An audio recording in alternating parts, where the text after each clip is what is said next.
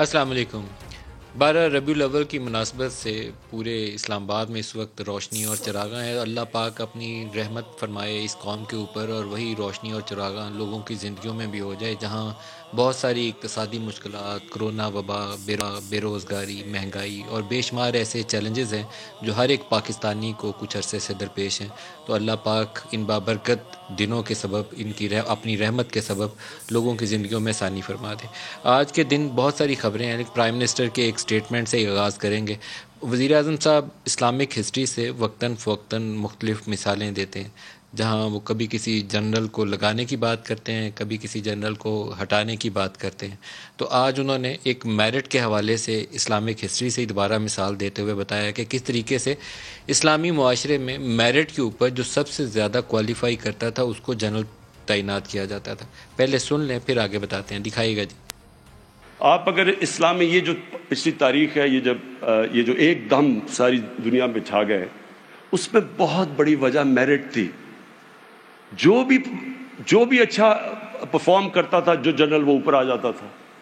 کوئی کسی کا یہ رائٹ نہیں تھا کہ ہمیں صرف بڑا عہدہ مل رہا ہے۔ حضرت بلال ایک غلام تھے۔ حضرت بلال کا عہدہ فائنانس منسٹر بن چکے تھے، 2 ایکسپیڈیشنز لیڈ کی تھی۔ سلمان فارسی تھا، ایک دم مسلمان ہوا، اس میں صلاحیت تھی، وہ اوپر چلا گیا۔ تو جو بھی ان کے امت میں جوائن کرتا تھا، اگر اس کے اندر صلاحیت تھی، وہ اوپر چلا جاتا تھا۔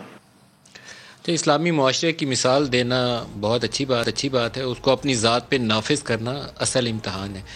میرٹ کی بات کی جائے تو پھر میرٹ کے اوپر جو پورا اترے اسی کی تعیناتی ہونی چاہیے، اور ذاتی پسند ناپسند یا مجھے کیا سوٹ کرتا ہے وہ میٹر نہیں کرنا چاہیے۔ پاکستان کا مفاد کیا ہے یا میرٹ کے اوپر کون پورا اترتا ہے، 2 ہی چیزیں آپ کے پیش نظر رہنی چاہیے۔ اس وقت 6 اکتوبر سے لے کر آج تک پاکستانی سیاست میں جو اس وقت بھونچال کی کیفیت ہے، آپ کا روپیہ گر رہا ہے، اسٹاک مارکیٹ میں کرائسس ہے، اپوزیشن دوبارہ سانس لینے کے لیے کھڑی ہو رہی ہے کہ ہم اٹھیں اور ایک تحریک لانچ کریں، اس حکومت کو بس ایک دھکا مارنا ہے، گر جائیں گے، کیونکہ ان کو یقین نہیں ہے کہ اپوزیشن جو ہے وہ بڑی کانفیڈنٹ ہے کہ جیسے ہی اسٹیبلشمنٹ کی مدد اس حکومت سے ہٹے گی تو ان کو پنجاب حکومت اور مرکز بچانا مشکل ہو جائے گا۔ چند ووٹوں کے سہارے یہ حکومت کھڑی ہے، اور اس میں کاف، لیگ، جی ڈی اے، یہ وہ جماعتیں ہیں، ایم کیو ایم، جن کو عام طور پر تاثر یہ ہوتا ہے کہ جس طرف اسٹیبلشمنٹ رخ اختیار کرے گی، ان جماعتوں کے ووٹ بھی اسی طرف چلے جائیں گے۔ مرکز میں 4 اور پنجاب میں 10 ووٹوں کی اکثریت ہے۔ تو یہ جو کرائسس شروع ہوا، یہ ایک ڈی جی آئی ایس آئی کی سمری یا اس نام کی تعیناتی کے حوالے سے جو نوٹیفیکیشن تو ہونا تھا، اناؤنسمنٹ اس کی 6 اکتوبر کو ہمارے سامنے جیسے ماضی میں آتی تھی ویسے ہی آ گئی، اور اس کے بعد ایک کرائسس آ گیا کہ نہیں، یہ آئینی اور قانونی طریقہ کار کے مطابق اس کا فیصلہ کیا جائے گا۔ یہ بعد میں ہمیں کابینہ کے اجلاس کے بعد چند روز بعد یہ بات بتائی گئی، جب پورا اسلام آباد افواہوں کی زد میں تھا۔ تو گزشتہ روز وزیر اعظم صاحب کو ایک سمری موصول ہو گئی ہے، اور اس سمری کے مطابق جنرل ندیم انجم جو کور کمانڈر کراچی ہیں، جن کا نام کی تعیناتی 6 اکتوبر کو کی جا چکی ہے کہ he has been appointed as D G I S I, ان کا نام تجویز کیا گیا اس سمری میں۔ جنرل سرفراز علی جو کمانڈر صدر کمانڈ ہے، کوئٹہ میں تعینات ہیں، ان کا نام تجویز کیا گیا، اور ایک تیسرا نام ہے، 3 نام ہے، کوشش کر رہے ہیں ہم اپنے رپورٹرز، ہمارے پروڈیوسرز کراس چیک کر رہے ہیں کہ تیسرا نام کیا ہے۔ 1-2 نام لکھے ہوئے ہیں لیکن اس کی ویریفیکیشن ہونی ضروری ہے، وہ سامنے آ جائے تو تیسرا نام بھی رپورٹ کریں گے۔ اب بہترین کوشش یہ ہونی چاہیے کہ اس کو ایز سون ایز پاسبل وزیر اعظم صاحب ان ناموں میں سے جو بھی ان کو پسند ہے اس کی تعیناتی کر دیں۔ فوج کی طرف سے اگر ترجیح پوچھیں تو جنرل ندیم کے اوپر ہی ترجیح ہے، کیونکہ آرمی چیف نے اس کا فیصلہ کر کے آئی ایس پی آر نے اس کی تعیناتی کی اناؤنسمنٹ کی ہوئی ہے۔ تو اب وزیر اعظم صاحب ان سے ملیں گے 1 by 1، جنرل ندیم سے ملیں گے، جنرل سرفراز سے ملیں گے، اور جو بھی تیسرے نام ہوں گے ان سے بھی ملیں گے، اور اس کے بعد during the week, hopefully during the current week, اس کے اوپر فیصلہ آ جائے گا۔ لیکن کچھ چیزوں پہ آپ جب ایسی ایک صورتحال سے دوچار ہو جائیں تو لاس آف ٹرسٹ آ جاتا ہے، ٹرسٹ ڈیفیسٹ آ جاتا ہے، جو آ چکا ہے between the army chief and the prime minister, یا ایگزیکٹو اور اسٹیبلشمنٹ کے درمیان کہیں کچھ دوریاں پیدا ہو گئی ہیں، کچھ ایک دوسرے کے اوپر جو ان کا ایک ٹرسٹ تھا، ایک دوسرے کے اوپر جو اعتماد تھا، اس میں کمی آ چکی ہے۔ اب کیسے برج کرتے ہیں یہ آنے والے دن طے کریں گے۔ گزشتہ روز جو آرمی چیف کی بریفنگ تھی آئی ایس آئی ہیڈ کوارٹر کے اندر، عام طور پر قیاس یہی ہے کہ یہ جنرل فیض نے اوور آل جو ان کا ٹینیور تھا اس کے حوالے سے ایک اوور ویو آرمی چیف کے سامنے پریزنٹ کر دیا۔ 27 اکتوبر تک انہوں نے اس سے پہلے یا اس سے قریب قریب اپنے عہدے کا جو نیا ان کی اپوائنٹمنٹ ہے کور کمانڈر پشاور اس کا چارج سنبھالنا ہے. تو کسی بھی وقت میرے خیال میں اگلے چند روز کے اندر وہ جائیں گے اور کور کمانڈر کو پشاور کی حیثیت سے اپنی ذمہ داریاں سنبھال لیں گے. یہ اپڈیٹ ہے جو شرکا ہیں آج کے پروگرام میں، ان سے آپ کروا دوں. اون عباس بپی ہیں پاکستان تحریک انصاف سے ہمارے ساتھ، اور عظمہ بخاری ہیں پی ایم ایل این سے ہمارے ساتھ. دونوں کو خوش آمدید کہتا ہوں. عظمہ پہلے آپ کامنٹ کرنا چاہیں گے یہ جو ایک بے یقینی کی صورتحال پیدا ہوئی اور اسی میں اپوزیشن نے جلسوں کا اور احتجاجی تحریک کا بھی اعلان کیا، کیا دیکھتی ہیں آپ؟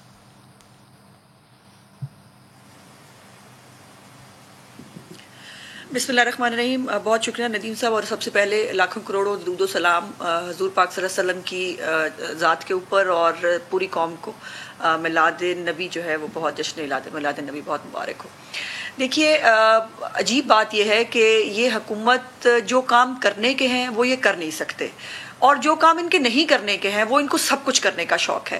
اب یہ بتائیے کہ یہ 74 سالوں میں کوئی پہلی دفعہ اپوائنٹمنٹ ہونے جا رہا ہے، یا یہ اپوائنٹمنٹ جو ہے اس کا پہلے کوئی طریقہ کار موجود نہیں ہے، اور اگر ان کی بات مان لی جائے کہ جی وہ پروسیس فالو نہیں کیا، تو اس کا یہ کہنا یہ چاہتے ہیں کہ فوج کو معلوم ہی نہیں ہے کہ اس کا پروسیس کیا ہے، اور یہ آ کے بتا رہے ہیں کہ جی پروسیس کیا ہوتا ہے، اس کو فالو کیا جانا چاہیے. پہلی بات. دوسری بات یہ ہے کہ ایسا کون سا اس کے اندر جو ہے وہ پرابلم ہے کہ 6 اکتوبر سے آج جو ہے وہ 19 اکتوبر تک یہ اتنے دنوں میں بھی یہ پرابلم جو ہے وہ سالو نہیں ہو سکا. اب اس کے اوپر بہت ساری ملک صاحب کانسپریسی تھیوریز جو ہیں وہ چل رہی ہیں، ٹائم بائی کر رہے ہیں، وہ کوئی اچھے شبھ گھڑی کا انتظار ہو رہا ہے.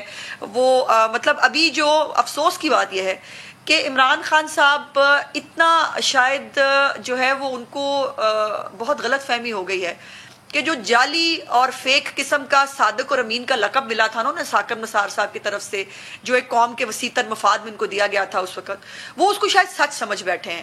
اور انہوں نے آج بھی جو آپ یہ دیکھیے کہ جشن عید میلاد النبی کے پروگرام کے اندر فل فلیج ایک سیاسی تقریر فرمائی، اور وہی باتیں وہی تمام چیزیں جس کے اندر انہوں نے اب 3 چیزوں کا انہوں نے ذکر کیا.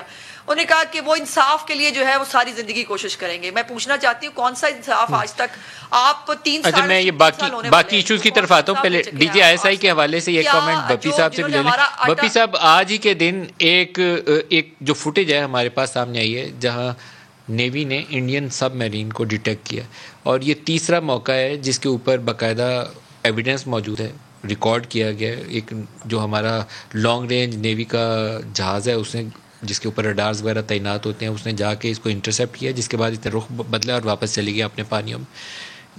یہ صورتحال جب ہمارے سامنے درپیش ہو کہ اتنے ہمارے سیکورٹی چیلنج ہیں، افغانستان کا سچویشن ہے، کہ ایسے موقع کے اوپر ایک بے یقینی سوٹ کرتی ہے. آپ نے لمبا 20 سال کا عرصہ لگایا، آپ نے ضرب عزب اور رد الفساد کے بعد یہاں تک پہنچے. خدا کا شکر ہے کہ ملک میں دہشت گردی میں کمی آئی ہے، تو اس میں ایک یکسوئی چاہیے، یکجہتی چاہیے، اس میں فساد والی یا ڈفرینس نہیں چاہیے ایسے جسے ایک تناؤ والی اور ٹکراؤ والی کیفیت نظر آئے. اعوذ باللہ من الشیطان الرجیم. بسم اللہ الرحمن الرحیم. سب سے پہلے ملک صاحب آپ کو اور پوری قوم کو عید میلاد النبی کی خوشیاں مبارک ہوں. ویری فرینکلی ابھی جیسے بی بی نے فرمایا، میں سمجھتا ہوں کہ اس وقت جو سول ملٹری ریلیشن شپ کے حوالے سے جو کانسپریسی تھیوریز بار بار جنم لے رہی ہیں، اس کا سرے سے ویسے کوئی خاص زیادہ مجھے ایسے نظر نہیں آتی. میں پچھلے ہفتے سنڈے کو ایک ویکینڈ پہ پروگرام دیکھ رہا تھا کہ انڈین چینل پہ چل رہا تھا، تو 2 ہمارے پاکستانی جو ہے نا وہاں پہ اینکرز بیٹھے تھے، وہ گفتگو کر رہے تھے کہ جی یور ڈیز آر نمبرڈ. انہوں نے پھر پوری تھیوری بنا دی کہ جناب ایسے ہوا تو ایسے ہو جائے گا، کیونکہ اس نے پشاور میں جانا ہے، اس نے رہنا ہونا ہے، اور اینڈ کے اوپر رزلٹ کر لیا کیونکہ اب شیشے میں دراڑ آ چکی ہے، اس لیے شاید یہ چیزیں بہت زیادہ. Very frankly civil military relationship کی جو کانسپریسی تھیوری ہے نا، وہ زیادہ پروپیل اس لیے بھی زیادہ کرتی ہے کیونکہ ہم حکومت بیٹھے اور کوئی بھی حکومت ہو، وہ جب رسپانس کرتی ہے یار یہ تو جھوٹ بول رہے ہیں، اور جو دوسرا پارٹ ہے جو ملٹری پارٹ ہے وہ رسپونڈ نہیں کر رہا ہوتا کیونکہ normally they are not suppose to respond, اس لیے وہ پروپیل کرتی جاتی اور اینڈ میں سے رزلٹ نکلتا ہے کہ یار بس حکومت بڑی ڈسٹیبل. ایسا کچھ بھی نہیں ہے. ریسٹ ایشور آج اس بات کو تقریباً 8 سے 10 دن ہو چکے ہیں، اور اس دوران 2 سے 3 دفعہ پرائم منسٹر صاحب کی شاید ملاقات یا ان سے بات ہو چکی، چیف سے بات ہو چکی ہے. اور جس طرح کے ریلیشن شپ اس وقت گورنمنٹ انجوائے کر رہی ہے آرمی چیف یا پوری اسٹیبلشمنٹ کے ساتھ، ایک سیم پیج پہ، خاص طور پہ افغانستان کے اس ایشو جب سے ایرپٹ ہوا ہے اس حوالے سے شاید ایسا کبھی بھی نہیں ہو سکا. آپ کشمیر کے ایشو سے دیکھ لیجئے، جس دن سے سیم پیج 3 سال سے آپ نے بڑا راگ لاپ لیا، اب اس کو کہنا چھوڑ دیں. آپ مناسب نہیں ہے کہ اب آپ اس کا مزید دعوے دار رہیں، کیونکہ آپ نے 3 سال اسی سیم پیج کے بلبوتے کے اوپر ہی سارا کچھ کیا. سر آپ دیکھ لیجئے آرٹیکل 370 سے نیکسٹ لے آج تک افغانستان کے حوالے سے کبھی بھی آپ کو گورنمنٹ اور فوج کبھی کسی ایسا پوائنٹ آف ویو بتا دیجیے جس پہ آپ کو ڈفرینس آف اوپینین نظر آئے. وہ ڈسکس کرتے ہیں, پلان کرتے ہیں, اسٹریٹجائز کرتے ہیں. افغانستان کے آپ نے ایشو لیا ڈپلومیٹک ایشو کے اوپر, کہاں پہ ایسا کون سی بات ہے جو پرائم منسٹر صاحب نے کہی ہے جس کو ہمیں فوج کے اوپر ایک ہم آہنگی نہیں پائے گی. سو ریسٹ ایشور ایسے ایشوز نہیں ہیں, اسی ایشو پہ تو نہیں ہے. آپ تو ساری باتیں کہیں کیونکہ باقی پالیسی جو کشمیر کی پالیسی ہے اس میں آپ کا رول نہ ہونے کے برابر ہے. معذرت کے ساتھ افغانستان میں آپ کا رول نہ ہونے کے برابر ہے. اس چیز کا کریڈٹ کلیم کریں جہاں آپ نے کچھ کنٹریبیوٹ کیا. یہاں پر اپوائنٹمنٹ 6 اکتوبر کو اعلان ہوا تھا. 6 اکتوبر کو آئی ایس پی آر نے اس کے اوپر اپوائنٹمنٹ کی نوٹیفیکیشن کی ہوئی ہے جو ان کی ویب سائٹ پہ دستیاب ہے. کہتے ہیں تو دوبارہ کھول کے دکھا دیتا ہوں. آپ لوگ اس کو کہتے ہیں کہ آئین اور قانون کے مطابق کرنی ہے, تو there is a difference of opinion. Clearly آپ دونوں ایک دوسرے کی بات سے اس وقت اتفاق نہیں کر رہے. 2 سے 4 دن میں ایشو ریزالو ہو جائے گا اور یہ ایک نان ایشو جو ہے نا وہ ایشو ختم ہو جائے گا. ٹرسٹ می, آپ 2-3 دن بعد 12 دن پاکستانی قوم کے لگ رہے ہیں. ابھی آپ کو لگتا ہے کہ نان ایشو ہے اور میڈیا اس پہ ٹائم ضائع کر رہا ہے. 6 اکتوبر اور بہت ساری چیزیں جس کے اوپر گورنمنٹ کے فوکس ہے. آئی ایم شیور یہ اتنا بڑا ایشو نہیں جس کے حوالے سے اتنا پریشان ہونا چاہیے. ہماری جو پریفرنس میں ایشوز ہیں وہ اس وقت ایک اوور آل جو دنیا میں گلوبل انفلیشن کا ایک بہت بڑا بھونچال آیا ہوا ہے, ہمارا فوکس اس طرف ہے, ان ایشوز کی طرف. میرے خیال میں اس کو ڈسکشن کر کے بھی ایک نان ایشو کو اتنا زیادہ ایشو بنانا کوئی بڑی امپورٹنس مجھے نہیں لگ رہی. یہ لگ رہا ہے مجھے ویسے یہی لگ رہا ہے. 13 دن گزرے ہیں, ابھی کچھ زیادہ نہیں گزرے, 1 مہینہ اور گزر لے پھر اس پہ بات کریں گے. ازما جی کچھ ایڈ کرنا چاہ رہی ہیں ملک صاحب؟ ملک صاحب جی بالکل, میں یہ کہنا چاہ رہی ہوں کہ مجھے یہ بتائیے کہ اس کے اندر یہ جو ہمیں ابھی اتنا اچھا لیکچر سنایا ہے, یہ ہے وہ ہے فلانا ہے, یہ وزیر اعظم کو نہیں معلوم؟ وہ نہیں جانتے کہ اس اپوائنٹمنٹ کو پچھلی دفعہ فیض حمید صاحب کی جب اپوائنٹمنٹ ہوئی تھی اس وقت کیا پروسیجر فالو ہوا تھا, اور کیا اس وقت جو پروسیجر فالو ہوا تھا اس سے کوئی ڈفرینٹ پروسیجر فالو ہونا ہے؟ اور پھر اگر پروسیجر ہی فالو ہونا ہے, بات یہ کہ اس میں 2 فریق ہیں اور 2 فریق جو ہے وہ خود کسی نتیجے پہ نہیں پہنچ رہے. اس میں میڈیا کا کیا قصور ہے, اس میں اپوزیشن کا کیا قصور ہے؟ تماشا تو آپ نے بنا دیا. جب ہم کہتے تھے کہ ادارے شخصیات کے مرہون منت نہیں ہوتے تب آپ بضد تھے کہ نہیں جی نہیں, ایک شخص کی بات نہیں, پورے ادارے کی بات ہے. اب آپ کو ایک ہی شخص کیوں چاہیے؟ سوال یہ ہے کہ جب ایک ادارہ جو ان کا پیرنٹ ادارہ ہے اس نے فیصلہ کر لیا, جیسے یہ کہتے ہیں ہمارے کپتان کی مرضی ہے, آپ 5-10 چیف سیکرٹری اڑا کے رکھ دو, آئی جی وہاں پھینک دو, گاجر مولی کی طرح آپ جو ہے تبادلے تقرر کرتے ہیں اور آپ کہتے ہیں ہمارا اختیار ہے. اب جب ان کی ٹیم کے کپتان نے فیصلہ کیا کہ یہاں یہ نہیں یہ کھیلے گا, تو آپ اعتراض کرنے والے, اور پھر آپ ایک شخص کے لیے آپ اپنی مرضی کے لیے. دیکھیے شیخ رشید صاحب جو ہیں وہ بعض اوقات بہت الٹی سیدھی ہانکتے ہیں لیکن ان کے منہ سے کبھی کبھی سچ بھی نکل جاتا ہے. انہوں نے کہا جب پارلیمنٹ ہاؤس میں پارلیمنٹ کی پارٹی کی میٹنگ تھی, آپ کو وہ اپنی کلپ اگر دیکھا ہو, انہوں نے کہا کہ عمران خان صاحب اس کے اندر سیاسی جو ہے وہ فیصلہ کرنا چاہتے تھے, ان کی سیاسی سوچ تھی. مجھے یہ بتائیے ان اداروں کے اندر اور ان اپوائنٹمنٹس کے پیچھے سیاسی فیصلے, سیاسی سوچ ہو سکتی ہے؟ یہ اٹ سیلف میں سمجھتی ہوں کہ حلف کی وائلیشن ہے عمران خان صاحب کی اور ان کی پوری کیبنٹ کی کہ وہ ان اپوائنٹمنٹس کو سیاسی پرسپیکٹو میں دیکھنا چاہتے ہیں. پہلی بات. دوسری بات یہ ہے کہ جو اصل میں حلف کی خلاف ورزی تو نہیں ہے, وزیر اعظم کا اختیار ہے, لیکن جس طریقے سے وہ اس کو پرسو کر رہے ہیں اس سے ایک ایسی انہوں نے سچویشن پیدا کر دی ہے جس میں موجودہ جو ڈی جی ایس آئی ہے ان کے لیے بھی ایک مشکل ہے. ان کو اپنا آپ کیسے پریزنٹ ہوتا ہوا دیکھتے ہیں, میڈیا کے اوپر ڈسکشن ہو رہی ہے, اور جنہوں نے نئے نے آنا ہے ان کے لیے بھی چیلنج ہے کہ ان کو یہ تاثر مل رہا ہوگا کہ وزیر اعظم ان کا رستہ روک رہے ہیں, تو اٹس اے بیڈ سچویشن. جی ملک صاحب ایسے ایک چھوٹا سا پوائنٹ میں بھی دے دیتا ہوں اگر تھوڑا سا وہ کلیئر ہو جائے. جی آپ بولیں بتائیے بپی صاحب. آج سے تقریباً پچھلے 1 سال سے کہ وہ ادارے جن کا کام عظما بی بی, میں 1 منٹ میں بات پوری کر لوں بپی صاحب پلیز, پلیز میں اپنی بات پوری کر لوں, پلیز میں اپنی بات پوری کر لوں. میں صرف گزارش یہ کر رہی ہوں کہ وہ ادارے جن کا سیاست سے لینا دینا نہیں, جو سیاست میں نہ آنے کے حلف اٹھاتے ہیں, ان کو سیاسی پرسپیکٹو سے سیاست میں گھسائیں گے اگر عمران خان صاحب, تو یہ ان کے حلف کی وائلیشن ہے. اور میری جو جتنی بھی تھوڑی بہت کانسٹیٹیوشن یا لیگل پرسپیکٹو ہے, میں اس بات پہ بڑی کلیئر ہوں کہ عمران خان صاحب ان اداروں کو اپنی سیاست کے لیے استعمال کرنا چاہتے ہیں, وہ اس کے اندر افراد کو اپنے ادارے کے خلاف کھڑا کرنا چاہتے ہیں اور ان اداروں سے اپنی مرضی کے سیاسی فوائد حاصل کرنا چاہتے ہیں جو صریحاً کانسٹیٹیوشن آف پاکستان اور وزیر اعظم کے اوتھ کی وائلیشن ہے. جی اچھا ملک صاحب میں تھوڑا سا اپنا ایک پوائنٹ آف ویو دے دوں. آپ پچھلے تقریباً 1 سال سے پاکستان مسلم نون کا جو ایک نیریٹو رہا ہے، اینٹی اسٹیبلشمنٹ ایک نیریٹو رہا ہے، اس کو ذرا پہلے اٹھا کے ڈسکس کر لیتے ہیں. سب سے پہلے گجرانوالے کی سپیچ ان کی ڈسکس کریں، میاں نواز شریف صاحب نے جو فرمائی تھی. اس کے بعد کیپٹن صفدر کا مزار قائد کے اوپر جو ایک نعرے مارنے کا جو ایک سٹیٹس تھا وہ رکھ لیتے ہیں سائڈ کے اوپر. اور فیصلہ آباد کے جلسے سے 4 دن پہلے ایک پریس کانفرنس کی تھی جس میں انہوں نے ایک انسٹیٹیوشن نہ صرف بلکہ ایک شخص کا نام لے کے اور شوکت صدیقی کے خلاف سے گفتگو کی تھی. اب ایک پولیٹیکل پارٹی جو اس سے پہلے اس کا مطمع نظر یا نیریٹو تھرو آؤٹ اسٹیبلشمنٹ کو ایک ڈی فیم کرنا تھا، ڈی مورلائز کرنا تھا اور اس کو پولیٹیسائز کرنا تھا، اس ایشو کے اوپر اچانک وہ کہتے ہیں سائڈ چینجنگ کرتے ہوئے نظر آ رہی ہے. اس کی وجہ کیا ہوگی؟ ان کو اچانک سے شاید فلا نظر آ گیا ہے کہ شاید کوئی فالٹ لائن ہے اور اس کا ناجائز فائدہ لینے کے لیے وہ شو کر رہے ہیں کہ وہ بہت زیادہ پرو اسٹیبلشمنٹ ہے. حقیقت یہ ہے کہ یہ واحد وہ جماعت ہے جس نے پچھلے 3 سال میں، آپ دیکھ لی مریم بی بی کا افغان امبیسڈر کے حوالے سے میں نے اس وقت بھی بہت دفعہ کہا تھا کہ پاکستان کو ڈیمیج کرنے کے حوالے سے اس سے زیادہ خطرناک سٹیٹمنٹ اور کوئی نہیں ہو سکتی. حمداللہ محب کے حوالے سے جب ملاقات ہوئی تھی نواز شریف صاحب کی، اس وقت ہم نے کہا تھا کہ یار آپ لوگوں کو آخر اندازہ ہے کیا کہ آپ ہماری مخالفت میں افغانستان کے جو ہے نا وہ لوگ جو ہماری گالی اس طرف چاہ رہے ہیں. سو نون لیگ اپنی اچانک شفٹ سائٹ وہ جو پیراڈائم شفٹ کر رہی ہے کہ شاید اس موومنٹ میں، اس پورے کنفیوژن میں، سو کالڈ کنفیوژن میں ان کو شاید کو سپیس مل جائے. My video apologies. اچھا بپی صاحب، پوری دنیا آپ جتنے کیڑے ان میں سے نکال رہے ہیں وہ سارے ٹھیک ہوں گے، لیکن یہ بات ذہن میں رکھیے گا کہ آپ سے پہلے اسٹیبلشمنٹ کے پسندیدہ بچے یہی تھے. بلو آئیڈ اب آپ ہیں تو پہلے یہ تھے. آپ اپنا ماضی آپ سب کو ذہن میں رکھیے گا اور حال بھی سامنے رکھیے گا. آپ نے کہا کہ سب سے بڑا جو آپ کی توجہ ہے وہ آج کل وہ مہنگائی کے اوپر ہے، تو مہنگائی والے ایشو کے اوپر بھی پرائم منسٹر صاحب نے آج کچھ اظہار خیال کیا ہے. دکھائے گا جی کیا کیا پرائم منسٹر. اگر اس کو رسپونڈ آج کل کے جو مشکل دور ہے، مہنگائی ہے، باہر سے ساری قیمتیں، کورونا کی وجہ سے انفلیشن آئی ہوئی ہے، قیمتیں مہنگی ہیں.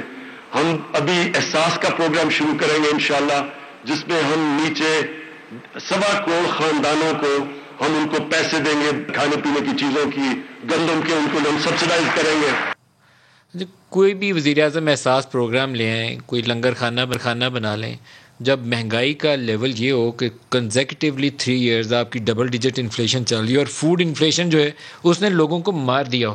ابھی پوری دنیا میں اس وقت کموڈٹی پرائسز کا بہت دباؤ چل رہا ہے. یہ کرنٹ ویو ہے جو پوسٹ کورونا پوری دنیا میں شروع ہوئی ہے. فیول آئل پرائسز بھی اوپر گئی ہیں اور کموڈٹی پرائسز باقی بھی اوپر گئی ہیں، لیکن پاکستان میں 3 سال سے اس میں بدلاؤ آیا ہی نہیں ہے. ڈی ویلیویشن نے لوگوں کی قوت خرید آدھی کر دی ہے. 123 سے 173 50 روپے کا فرق ہے جو 3 سال میں پاکستان تحریک انصاف کی حکومت جو ہے روپے کی قدر میں لا چکی ہے. 50 روپے گوا چکے ہیں ہم اس قدر سے، اور انکمز نہیں بڑھی. ٹیک ہوم انکمز پہلے سے یا گھٹ گئی ہیں، لوگوں کی جاب چلی گئی، جاب لاسز ہو گئے ہیں، اکنامک اپرچونیٹیز ڈکلائن ہو گئی ہیں اور چیزوں کی قیمتیں اوپر چلی گئی ہیں. وہ آٹا، دال، سبزیاں، وہ چیزیں جس کے بغیر کوئی شخص زندہ نہیں رہ سکتا. ادویات، تو کیسے کوئی سروائیو کرے گا؟ پلس نے اس کے اوپر سروے کر کے لوگوں کے سامنے کچھ سوالات رکھے، تو وہ سوالات کا اگر انڈیکیٹر اگر ریالٹی کے آدھا بھی قریب ترین ہے تو لمحہ فکریہ ہونا چاہیے بپی صاحب آپ کی حکومت کے لیے. اس میں کچھ اچھائی نہیں ہے، اس میں خرابی نظر آتی ہے. ملک صاحب، مہنگائی کے ایلیمنٹ کے اوپر میں وہ بات ٹپیکلی نہیں کروں گا جو نارملی آپ سن رہے کہ جی $85 آپ اس کو چھوڑ دیں 2 منٹ کے لیے. فار ایگزامپل میں صرف آپ کو فگرز دیتا ہوں، آپ خود جسٹیفائی کر دیجیے گا. جولائی 1 سے لے کے 30 سپٹمبر اس سال میں جو ٹوٹل امپورٹ ہوئی ہے وہ $18 ارب کی ہوئی ہے، جو پچھلے سال $11 ارب کی تھی. $7 ارب کا ٹوٹل امپورٹ بل بڑھ گیا. اب ساری دنیا پریشان، اتنی زیادہ کیوں امپورٹ ہو گئی؟ میجورٹی اس میں وہ آپ کا تیل امپورٹ ہوا. ہم نے کہا شاید ویلیو بڑھ گئی، اس کی کوانٹٹی بڑھی. کوانٹٹی کوئی نہیں بڑھی. آپ کا $2.5 ارب کا صرف تیل ڈی ویلیوشن کی وجہ سے فالتو ہو گیا. جب آپ کا امپورٹ بل بڑھتا ہے آپ کا آٹومیٹلی آپ کے روپے کے اوپر اس کا پریشر آتا ہے، اس کی ڈی ویلیوشن ہوتی ہے. اب ہماری جیسی اکانومی جو ٹوٹلی امپورٹڈ اکانومی بیسڈ ہے پڑی، اس میں انفلیشن، اس میں ڈیمانڈ پول اور کاسٹ پوس انفلیشن نہیں ہے، یہ ٹوٹل امپورٹڈ انفلیشن ہے. آپ دیکھیے کہ ہماری ایون کھانے پینے کی ساری چیزیں امپورٹڈ آتی ہیں، اوپر سے سونے پہ سہاگا. اللہ معاف کرے، انفارچونیٹلی یہ ہوا کہ جو فریٹ چارجز ہیں وہ اتنے بڑھ چکے ہیں کہ جو برتھ آپ کو $600 ملتی تھی وہ $7,000 مل رہی ہے. دنیا کے 70% جو گندم کا، چینی کا، ادویات کا یہ بحران، LNG کا یہ بحران آپ نے کریٹ کیا ہے. یہ باقی چیزیں باہر سے بعد میں آئی ہوں گی، آپ نے کریٹ کیا 3 ایئرز اگو، اور ہم 3 سال سے بھگت رہے ہیں پاکستان میں. میں آپ کو ایک سوال رکھ دیتا ہوں. اس وقت اگر برینڈ کی قیمت بڑھ گئی ہے, ہمارے پاس دو آپشن ہیں, یا تو اس کو عوام کے اوپر تھوڑا سا, اگر 15% قیمت بڑھی ہے تو 5 سے 7% عوام پہ شفٹ کرتے ہیں, یا اس طرح کرتے ہیں اس کو کہیں پار کر کے سسٹم میں ڈال دیتے ہیں, دیکھی جائے گی بعد میں. اور پریویسلی حکومتیں یہی کرتی رہی ہیں کہ یار اس کو سسٹم میں پار کر دو, جہاں کیپیسٹی پیمنٹ جاری ہے, سرکولر جیٹ جہاں آپ کے پاس اتنے 6000 ارب کا کھڑا ہے, یہ بھی کہیں نہ کہیں پارک ہو جائے گا. دیر از نو فری لنچ, آپ کام کو ادھر سے پکڑیں یا ادھر سے گھمائیں. اچھا, میں ازما کی طرف جاؤں گا. کچھ ایشوز ایسے ہیں جو پرائم منسٹر نے جن کے اوپر کہا شوگر مافیا 140 ارب کھا گیا, پرائم منسٹر نے ویٹ مافیا اور آٹا مافیا اس کے اوپر ذکر کیا, بعد میں اس کے اوپر تحقیقات نہیں کی. ادویات مافیا 2 وزیر بدلے گئے. فیول مافیا, قیمتیں کم ہوئیں, لوگوں نے فیول کا اسٹاک کر 100 ارب روپیہ اس میں سے بھی کما گئے. وہ مافیا سارے ہمارے گھر کے اندر 3 سال سے اندر ہی بیٹھے ہوئے ہیں. باہر والا انفلیشن تو آنا ہی آنا تھا, لیکن جو اندر والے مافیاز ہیں ازما, ان کا کیا کریں؟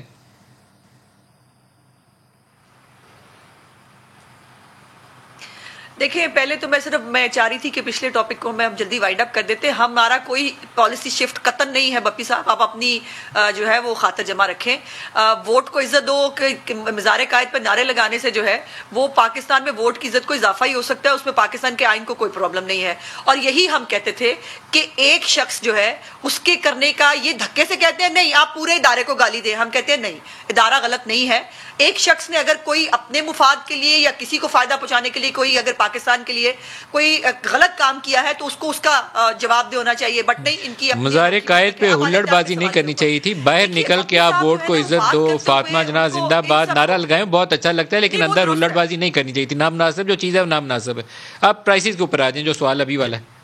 جی بالکل, ہلڑ بازی بالکل, جو ہلڑ بازی, ایک منٹ میں آ رہی ہوں, جو ہلڑ بازی جو عمران خان صاحب کے دورے, جب وہ دورہ مزار قائد پہ جب لٹک بھی گئے تھے لوگ دیواروں کے ساتھ, وہ تو واقعی نہیں ہونی چاہیے تھی. نعروں سے شاید اتنی ہلڑ بازی نہیں ہوئی, لیکن نہیں ہونی چاہیے. اب آ جاتے ہیں آپ کے سوال کے اوپر. دیکھیے, بپی صاحب کو بات کرتے ہوئے یہ بھول جاتا ہے کہ یہ کنٹینر نہیں ہے جس کے اوپر آپ جو مرضی کہہ لیں گے اور وہ سب دنیا مان لے گی. میرے پاس یہ چارٹ موجود ہے. اگر صرف میں پیٹرول پرائس کی بات کروں, 2011 میں پیٹرول $107 پر بیرل گیا, 2000 جو ہے وہ 12 میں 109, 2013 میں جب ہمیں حکومت ملی $105 پر بیرل, اس کے بعد 96. اور اس میں گزارش یہ ہے کہ ابھی بھی ان کو 84 کے اوپر ڈالر کے اوپر مل رہا ہے پر بیرل, اور اس کی بھی اب تو کیلکولیشن آ گئی ہے کہ اس کے اندر کتنے جو ہے وہ لیٹرز ہوتے ہیں, اور اس کے حساب سے بھی 100 روپے سے زیادہ اس کی قیمت نہیں بنتی. اتنے ڈالر کے اوپر بھی جو ہے وہ تیل ملنے کے باوجود پاکستان میں کبھی یہ قیمت پیٹرول کی نہیں ہوئی جو ان کے دورے حکومت میں ہوئی. اس کی 2 وجوہات ہیں, اور وہ بڑی سمپل ہے. ایک وجہ یہ ہے کہ جو آپ نے ڈی ویلیو کیا پاکستان کی روپی کو, آپ کو یاد ہوگا 125 جب کیا, انہوں نے کہا دیکھیں اب ہم بالکل سب ٹھیک ہو جائے گا, جو ہے وہ ہم نے سب ختم کر دیا. اور آج بھی آج کی رپورٹ کے مطابق جو کرنٹ اکاؤنٹ ڈیفیسٹ ہے اس وقت سپٹمبر کے اندر جو ہوا ہے وہ $3.4 ارب ہے, اور خدشہ ظاہر کیا جا رہا ہے کہ سال کے اینڈ پہ یہ 10 ارب تک چلا گیا. آپ نے ڈی ویلیو بھی کر دیا, آپ نہ ایکسپورٹ میں اضافہ کر سکے, نہ آپ ڈیفیسٹ میں اضافہ جو ہے وہ ڈیفیسٹ کو کم کر سکے, نہ پاکستان کی اکانومی میں کوئی بہتری آئی. ہمیں تو 2 مہینے پہلے بھی کہا تھا عمران خان صاحب نے کہ بس مہنگائی جو ہے وہ اس کے اوپر میں نے نوٹس لے لیا, 21 نوٹس بائی دا وے وہ لے چکے ہیں, اور جو ہے پاکستان کی معیشت ترقی کرنے لگی ہے, اور پاکستان کی معیشت ٹیک آف کر رہی ہے. یہ اس کو ٹیک آف کہتے ہیں. دوسری بات, شوکت ترین صاحب اس وقت IMF کے جو وزٹ پہ ہیں, وہاں پر IMF کے کہنے کے اوپر انہوں نے 11 روپے کا پیٹرول بم, ابھی اس نیگوشیشن سے پہلے انہوں نے کہا یہ کر کے آؤ, بجلی کی قیمت کے اندر اضافہ کر کے, اور آج کی رپورٹ کے مطابق دوبارہ بجلی کی قیمت میں $2.60 کا اضافہ ہونے جا رہا ہے. یہ کیا سمجھتے کیا ہے پاکستان کی قوم کو؟ آپ نے جو جھوٹ بولے تھے, آپ نے دیکھیے انہوں نے خود, عمران خان صاحب کا یہ اسٹیٹمنٹ آن ریکارڈ نہیں ہے, ہمیں مافیاز نے بلیک میل کیا. پھر آپ بلیک میل ہوئے نا, چینی مافیا نے آپ کو بلیک میل کیا, بلیک میل ہوئے, اور آج تک آپ قیمت جو ہے خود جو آپ نے پوائنٹ کی, آپ کا کمیشن کہتا ہے کہ 63 روپی ہونی چاہیے, آپ اس کو 89 کے اوپر لے کے آئے, آپ وہ بھی نہیں کرا سکے. آٹا آپ کی ناک کے نیچے سے نکلا. مجھے میرے سوال یہ بتائیے, بپی صاحب اپنے آپ کو ایگریکلچرسٹ کہتے ہیں, پاکستان کے اندر گندم اور چینی موسٹلی ہم ملک سے باہر بھجوایا کرتے تھے. ہم یہ پہلی دور حکومت آئی ہے جس میں ہمیں روس سے گندی جو ہے وہ براؤن جو ہے وہ جو گندم جو ہے وہ بہت ہائی پرائس کے اوپر ملنی جو ہے وہ پڑتی ہے, چینی ہمیں لینی پڑتی ہے. لیکن دوسری طرف یہ جھوٹ بولتے ہیں بمپر کراپ ہو گیا. کیا آپ نے نہیں سنا تھا یہ دعویٰ پچھلے سال بھی کیا, اس سال بھی کیا؟ آن صاحب سے پوچھتے ہیں, اس طرح بہت لمبی ہو جائے گی یہ تفصیل. تو ان کا جھوٹ بپی صاحب یہ تو لوگوں کو تسلی دینے کے لیے یہ تو بتا دیں کہ یہ جو مہنگائی کی لہر ہے اس میں کوئی کمی بھی آئے گی, کچھ لوگوں کو ریلیف بھی ملے گا, یا ان کی زندگی اسی طریقے سے مشکل ہوتی جائے گی؟ عظما بھی میری بہنوں کی طرح ہیں, لیکن ان کو شاید تیل کی پرائسز کا پورا سٹرکچر کا شاید اندازہ نہیں ہے. میں تھوڑا سمجھا دیتا ہوں. اس وقت جو ایکس مل ریفائنری پرائس ہے وہ 105 روپے, وہ کہہ رہی شاید 100 سے کم ہونا چاہیے. ایکس مل ریفائنری پرائس یعنی کہ باہر سے آپ کا جو تیل آتا ہے ریفائنری کی کاسٹ ایڈ ہونے کے بعد وہ 105 روپے. اس کے اوپر ڈیلر کا کمیشن ہے, اس کے اوپر آئل مارکیٹنگ کا کمیشن 2 روپے 80 پیسے, آئل مارکیٹنگ کا 3 روپے 90 پیسے. اس کے بعد ایک آئی ایف ای ایم کا مارجن ہوتا ہے کہ پورے پاکستان میں کراچی سے گلگت تک اگر تیل ایک ہی ریٹ پہ تمام سپلائرز کو ہر عام پاکستانی کو ملنا ہے تو اس کا ایک ٹرانسپورٹیشن چارجز ہے جس کو I F E M mechanism کہتے ہیں, وہ 3 روپے ہے. اور اس کے اوپر 2 ٹیکس ہے جو گورنمنٹ لیتی ہے, ایک پیٹرول لیوی ہے جو کہ 5 روپے 62 پیسے, اور ایک سیل ٹیکس ہے جو ہم لیتے ہیں اس وقت 6 روپے 8 روپے 80 پیسے کے حساب سے. یہ ٹوٹل 13 روپے کا ٹیکس ہے جو کہ 10% بنتا ہے. ایک یاد رکھیں 1 جنوری 2016 کی فگر, اور میڈم ابھی کوٹ کر رہا ہوں, آپ اس کو کائنڈلی ویریفائی کر لیجئے گا.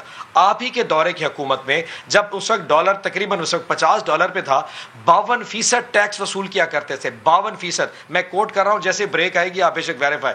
اس وقت ہماری حکومت پرائم منسٹر صاحب یہ سمجھ سکتے ہیں. اچھا, ابھی ایک فگر کوٹ کی ہے عظما بخاری نے کرنٹ اکاؤنٹ ڈیفیسٹ کے حوالے سے, تو یہ current account deficit prime minister بار بار کہتے تھے کہ $19 ارب کا کرنٹ اکاؤنٹ ڈیفیسٹ چھوڑ گئے, اس لیے ہماری بڑی مشکل ہے. وہ فگر ٹھیک تھی $19 ارب, لیکن اس وقت فرسٹ کوارٹر کا اینڈ ہوا ہے, اور محمد سہیل صاحب نے ایک تجزیہ کیا ہے جس میں انہوں نے بتایا کہ first quarter of the current fiscal year $3.4 billion, تقریباً $3.5 ارب کا کرنٹ اکاؤنٹ ڈیفیسٹ دوبارہ ہو چکا ہے ایک کوارٹر میں. ابھی 3 کوارٹرز باقی ہیں, اس کو ملٹیپلائی کریں 4 سے تو جواب نکلے گا کہ ٹوٹل کہاں پہنچتا ہے. محمد سہیل صاحب السلام علیکم. وعلیکم السلام. سہیل صاحب, یہ لمحہ $3.4 ارب 3 ماہ کے اندر کرنٹ اکاؤنٹ ڈیفیسٹ. جی بالکل, یہ بہت ہی چیلنجنگ اور رسکی سچویشن ہے, اور یہی وجہ ہے کہ ہم نے دیکھا کہ پاکستان کے جو آئی ایم ایف سے بات چیت ہے وہ بھی پرولونگ ہو گئی ہے, اور ہم یہ بھی دیکھ رہے ہیں کہ منی مارکیٹ میں انٹرسٹ ریٹ بھی کوئی 11% کے قریب ہو گئے ہیں بانڈ کے, اور کرنسی بھی انڈر پریشر ہے. تو پاکستان میں اس طرح کی سچویشن بہت آئی ہے, مگر اس دفعہ کچھ جلدی آ گئی ہے اور شاید توقعات کے برعکس آ گئی ہے, اس لیے شاید اکانومسٹ کو بھی ذرا زیادہ فیل ہو رہا ہے اور عوام کو بھی مہنگائی کی صورت میں زیادہ فیل ہو رہا ہے. تو اس کا حل کیا ہوگا, کیونکہ جو $18 ارب کی امپورٹس ہیں اور $6 ارب کی ایکسپورٹس ہیں, $12.25 ارب کا ٹریڈ ڈیفیسٹ ہم بک کر چکے ہیں. تو جب تک تو یہ گاڑیاں لگژری آئٹمس کے اوپر کچھ تو انہوں نے کیش مارجنز لگائے ہیں, لیکن کوئی یا تو ایڈیشنل ٹیکسز لگا لیں, کوئی ریگولیٹری ڈیوٹیز لگا لیں, ادروائز تو ہم بیٹھ جائیں گے پھر اگلے 6 ماہ میں. یہی جو سب سے بڑا سوال ہے, نشان یہ کہ اسٹیٹ بینک نے تو کچھ ایفرٹ کرنی شروع کی ہے جس کو مانیٹری ایفرٹ کہتے ہیں, جس میں انٹرسٹ ریٹ کا بڑھنا ہے, کچھ کیش مارجن وغیرہ لگانا ہے.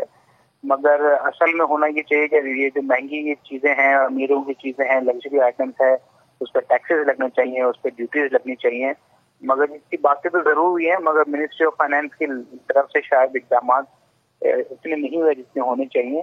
اور میرے خیال میں یہی بات چیت ہے جو آج یا کل واشنگٹن میں ہو رہی ہے, کہ پاکستان کو کہا جا رہا ہے کہ وہ پہلے چیزیں کریں اور پھر شاید آئی ایم ایف کا بورڈ اس کو ایکسیپٹ کرے گا. تو یہ سب سے بڑا چیلنج یہی ہے. اصل میں ایک جو کرائسس یہ بھی ہے کہ اب آئی ایم ایف ہماری کسی بات کے اوپر کہے کے اوپر یقین کرنے پہ آمادہ نہیں ہے. وہ کہتے ہیں پرائر ایکشن, پہلے آپ کریں پھر ہمارے پاس آئیں. جیسے روپے کے اوپر پریشر ہم نے دیکھا ہے, یہ اگلے ورکنگ ڈیز کے اندر مزید کنٹینیو کرے گا, کیونکہ ادر ایکشنز فسکل سائڈ پہ کوئی نہیں ہے. اس کے ندیم بھائی 2 ریزن ہے. ایک تو سچویشن کافی بری ہو چکی ہے اچانک سے, اور دوسری جانب ہم نے یہ بھی دیکھا ہے کہ آئی ایم ایف پہ کسی طرح انفلوئنس امریکہ ضرور کرتا ہے, اور پاکستان امریکہ کے جو تعلقات ہیں آئی تھنک دونوں رول پلے کر رہے ہیں. ایک تو پاکستان کے اقدامات لینے میں سستی, اور دوسرا پاکستان کے امریکہ کے ساتھ جو تعلقات ہیں یہ دونوں آڑے آ رہے ہیں آئی ایم ایف سے مذاکرات میں. امریکہ ہمیشہ ایک فیکٹر ہے جی. ہم جب ان کے اتحادی بنتے ہیں تو پھر ہمیں کچھ سافٹ لینڈنگ مل جاتی ہے. پیپلز پارٹی کے دور میں بھی کچھ پیسے ہمیں ملے تھے, اس وقت ہمارے کچھ تعلقات میں اتنے رکھنا نہیں تھا, تو کچھ مناسب شرائط کے اوپر مل گئے تھے. ترین صاحب بھی فائنانس منسٹر تھے اور اچھا لون کا پیکج لے آئے تھے. ابھی ہم سیلیبریٹ کر رہے تھے افغانستان کی وکٹری کہ ہم نے ان کو مار بگایا ہے, اور اب آئی ایم ایف کی مدد چاہیے. تو ٹریری والے ہماری بات نہیں سن رہے Sohail sahab, you know it very well. جی بالکل یہی المیہ. آئی تھنک پاکستان کا سب سے بڑا رسک جو ہے وہ پچھلے 20-30 سال میں وہ پولیٹیکل رسک ہی رہا ہے. یا تو یہ لوکل پولیٹیکل سچویشن پاکستان کی اکانومی کو خراب کر دیتی ہے, یا پاکستان کے جیو پولیٹیکل جو سینیریوز ہوتے ہیں وہ خراب کر دیتے ہیں. اسی لیے میرا خیال میں ابھی جو چیلنجنگ سچویشن پاکستان کو معیشت پہ دیکھنے میں مل رہی ہے اس میں بہت بڑا رول جو پاکستان کی فارن پالیسی ہے اس کا ہے. میرا خیال میں حالات ایسی طرف جا رہے ہیں کہ مجھے لگتا ہے کہ جو حکومت کو یہ ریوزٹ کرنا پڑے گا. بہت شکریہ آپ کا محمد سہیل صاحب. آپ ہمارے وزیر اعظم صاحب کا آج ایک اور سٹیٹمنٹ بھی تھا جی, وہ بھی چلا ہی دیں پہلے. انہوں نے کہا جب تک زندہ رہوں گا قانون کے لیے, قانون کی حکمرانی کے لیے لڑتا رہوں گا. دکھائے گا جی وہ بھی. آپ کو میں یقین دلاتا ہوں کہ انگلینڈ کے اندر اگر قطری خط آ جاتا تو اسی وقت کیس رکنا تھا اور اس نے جیل میں ڈال دینا تھا. یہ اوتھ کے اوپر جھوٹ بولا جا رہا ہے کہ آپ کے پاس مورل اتھارٹی ہونی چاہیے انصاف کرنے کے لیے. وہاں کبھی کوئی تصور بھی نہیں کر سکتا کہ جناب ووٹ بکے گا. وہاں کوئی چھالا مانگا جیسی اور وہ جو بند کر کے یا مری میں بند کر کے بھیڑ بکریوں کی طرح کبھی لوگ نیلام نہیں ہوتے. سب کو پتا ہے سینیٹ کے اندر الیکشن میں پیسہ چلتا ہے. میں جب تک زندہ ہوں اس ملک میں انصاف اور قانون کی بالادستی کی جنگ میں لڑوں گا. جب تک طاقتور قانون کے نیچے نہیں آتا آپ کبھی بھی یہ نہ سوچیں کہ نیچے سرکاری نوکر پٹواری اور یہ پیسے نہیں لیں گے. ہمیشہ اوپر سے معاشرہ ٹھیک ہوتا ہے جو مدینہ کی ریاست میں ہوا تھا. عظمہ بی بی ریئیکشن دیں گے آپ؟ پرائم منسٹر کے جذبات کافی ابھی لگتا ہے کہ وہ ڈٹرمنٹ نہ بڑھے.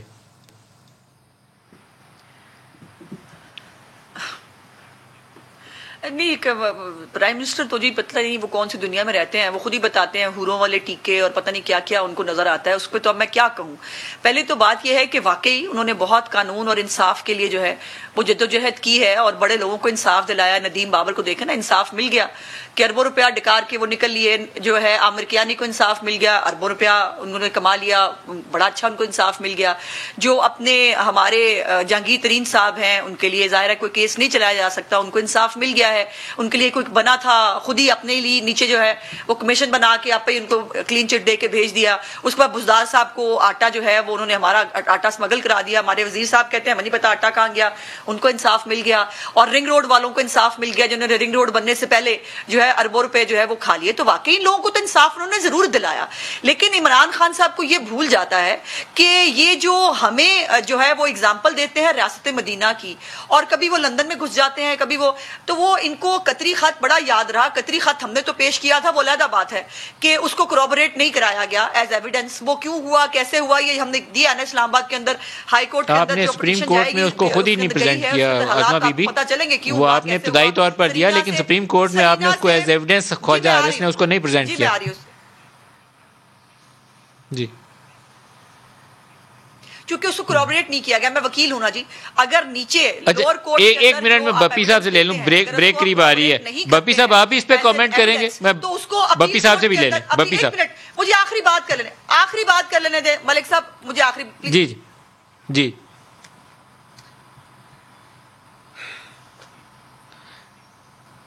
جی بپی صاحب. سر معذرت کے ساتھ میرے خیال میں نا آج جب پرائم منسٹر صاحب کانفرنس سے خطاب کر رہے تھے انہوں نے مورل ڈیگریڈیشن کا حوالہ دیا کہ ہماری سوسائٹی میں کیسے اخلاقی بدحالی آئی ہوئی. اس حوالے سے انہوں نے ڈسکشن کرتے کہا کہ اگر ایک ملک میں ان کے جو لیڈرز ہیں اور ان کی اولادیں جو ہیں وہ بیٹھ کے جس طرح ہائی مورل ویلیوز کی بات کرتی ہیں اور اس کے بعد وہ چوری کر کے یہاں سے ان کے والد جو ہے نا وہ ملک سے باہر بیٹھا ہو اور بیٹی ایک خط پیش کرتی ہے, میڈم نے خود کہا. اب اس خط میں جو انہوں نے کہا کہ جی اوتھ پہ لکھا جاتا ہے, جب خط تھا نا اس کے اوپر وہ 100 روپے کے شاید اسٹامپ پیپر ہوتا ہے اور وہ اوتھ ہوتا ہے, حلف ہوتا ہے, یعنی میں حلف دیتا ہوں اللہ کو حاضر ناظر جان کے کہ اس میں جو اسٹیٹمنٹ ہے وہ سچ ہے. اس پہ لکھا ہوتا ہے کہ ہمیں پیسے جو ہے نا قطر سے دیے گئے. اس میں جو فونٹ لکھا ہوا تھا وہ 1 سال پرانا تھا جبکہ وہ فونٹ اس وقت آیا نہیں تھا. تو انہوں نے حوالہ دیا کہ لوگ اوتھ پہ کیسے جھوٹ بول کے پھر عوام کو پھر پاگل بناتے ہیں. سر وہ جو قطری خط ہے نا, قطری خط, وہ قطری خط اس ہے, قطری خط دنیا میں یورپی وہ قطری خط الثانی کا تھا. میں فرق ہے. قطری خط الثانی کا تھا جو اس نے حسین کو دیا تھا, اور یہ وہ ان ٹرسٹ ڈیڈ وہ جو کمپنیز تھیں وہ نیلسن اور نیسکول اس کے متعلق ہے یہ. لیکن میرے پاس بریک قریب آ گئی ہے. میں آپ دونوں کا ادا کروں گا, اور بس بپی صاحب کا بھی اور عظمہ بخاری کا بھی. بریک سے واپس آئیں گے تو نجم شراز ہمارے ساتھ ہوں گے اور ان سے کچھ باتیں بھی سنیں گے اور ان سے درخواست کریں گے کہ کچھ ہمیں آج کے دن کی مناسبت سے سنائیں بھی. بریک لے لیں, ہمارے ساتھ رہیے. پروگرام میں دوبارہ خوش آمدید کہتے ہیں. نجم شراز صاحب ہمارے ساتھ ہیں. آپ کو خوش آمدید بھی کہوں گا اسلام آباد میں. آج ہی صبح آپ تشریف لائے ہیں اور پورے شہر میں اب آپ کا انتظار ہے کہ وہ آپ نے ایک بہت ہی خوبصورت نعت پڑھی ہے 12 ربیع الاول کی مناسبت سے ہمارے ساتھ شامل بھی ہو رہے ہیں, شکر گزار بھی ہیں, لیکن آغاز میں اسی نعت سے چاہیں گے کہ بسم اللہ کریں اور آج کے بابرکت دن. بسم اللہ الرحمن الرحیم. رب نے سوچا کہ اہل زمین پر کر دے رحمت, غموں سے بچا لے, توڑ دے بت انسان کے سارے, تاکہ شیطان سے اس کو بچا لے, تاکہ شیطان سے اس کو بچا لے. راہیں بھٹکنے والے سن لا الہ کے اجالے, دل کا دیا جلا لے, دل کا دیا جلا لے. لکھ تو دی تھی کتاب اس نے اپنی, تاکہ دنیا کو اس سے بچا لے, پھر بھی ایک شے کی اب بھی کمی تھی, کر دے قرآن کو کس کے حوالے, کر دے قرآن کو کس کے حوالے. راہیں بھٹکنے والے سن لا الہ کے اجالے, دل کا دیا جلا لے.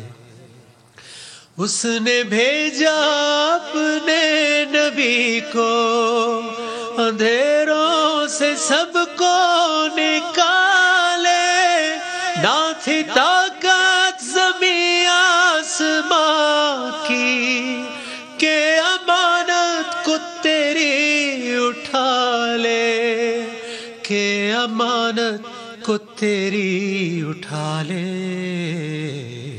راہیں بھٹکنے والے.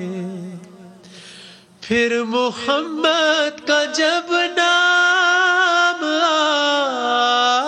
آیا, جس نے سینے میں قرآن اٹھایا, جس نے قرآن کو فرقان بنایا, باری تعالیٰ نے جب یہ فرمایا, باری تعالیٰ نے تب یہ فرمایا, وَمَا أَرْسَلْنَاكَ إِلَّا رَحْمَةً لِلْعَالَمِينَ, وَمَا أَرْسَلْنَاكَ إِلَّا رَحْمَةً لِلْعَالَمِينَ. کیوں نہ بھیجے درود اس نبی پر, حریص الرؤوف الرحیم پر, کیا یہ ذرہ لکھے شان اس کی, جس پہ بھیجے سلام خود خدائی, جس پہ بھیجے سلام خود خدائی. ان اللہ وملائکتہ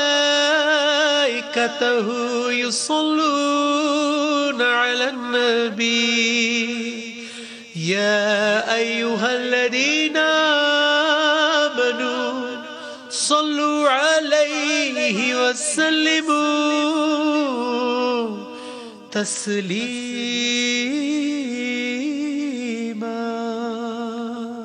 ماشاء اللہ ماشاء اللہ. تو قرآن پاک کی آیت جو ہے وہ بھی آپ نے اس نعت کا حصہ بنا دی جی. یہ کہ بے شک اللہ تعالیٰ اور اس کے فرشتے نبی پاک صلی اللہ علیہ وسلم پر درود بھیجتے ہیں, اور اے ایمان والو تم بھی درود اور سلام بھیجا کرو. اور ایسے تسلیم کرو جیسے تسلیم کرنے کا حق ہے, یعنی نام سے کیا محبت تو چیز کرتے ہیں. فرق ہوئی نجم, تھوڑا سا 1-2 منٹ میں اگر بیان ہو جائے. میں نے نجم وہ بھی دیکھا ہے جو وہ نہ تیرا خدا سے پہلے والی وہ گیت گایا کرتے تھے, اور پھر نہ تیرا خدا کوئی اور ہے نہ میرا خدا, وہ بھی آپ نے پڑھی, اور اس کے بعد نجم کچھ اور ہو گیا.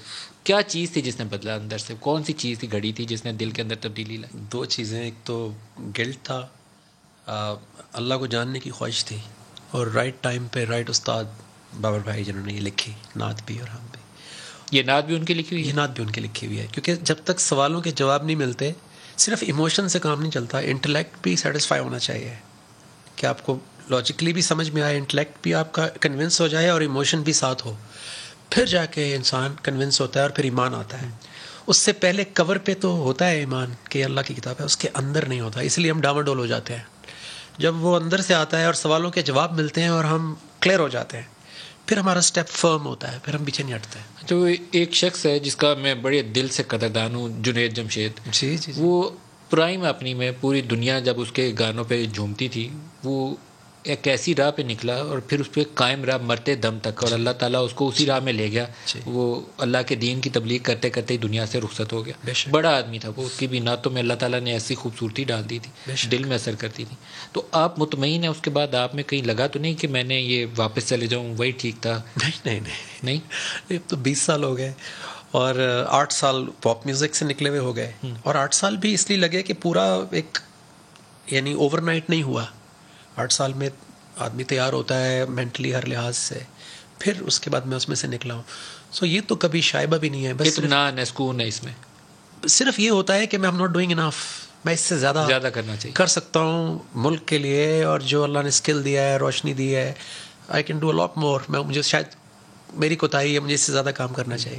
جنید تو اب دنیا میں رہا نہیں، لیکن کچھ لوگ جو ہیں انہیں ایز انسپریشن سامنے آنا چاہیے. آپ آئے ہیں تو آپ اس راہ میں. سعید انور ہمارے کرکٹر بڑے مایا ناز زبردست قسم کے اوپننگ بلے باز تھے، وہ اس راہ میں نکلے ہیں، تو اب آپ ان کو ڈھونڈتے پھریں، وہ اپنے اسی راہ میں خوش ہیں. زبردست، ان کو کوئی اور کام. خوبصورت آدمی ہے، زبردست آدمی ہے.